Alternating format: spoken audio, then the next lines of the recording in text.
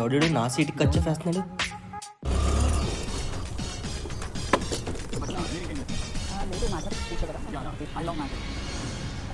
Sir మీరేంటి ఇక్కడ? అంటే ఇంటికి తాళం వేయడం మర్చిపోయాను. సో ఎవడో ఏదో చెప్తారని చెప్పి తాళం వేసుకొస్తాను. By the way he's mister Jack Sparrow, మన స్కూల్ కి కొత్తగా వచ్చిన English teacher. Hi bro. Cinema చూసి పెట్టారు పేరు. యాక్చువల్ నా పేరు పండ్స్ పండు పెట్టాల, పండు తినేసి స్టైల్ ఇంగ్లీష్ లో పెట్టారు. confused about myself. మన స్కూల్ కి దగ్గరలో ఏదైనా ఇల్లుందా అని అడుగుతున్నారు. ఇంటి పేరునే ఇంగ్లీష్ లో మార్చుకున్నాడు. ఇది ఇల్లు అంటే మా ఇంట్లో ఉండొచ్చులేండి.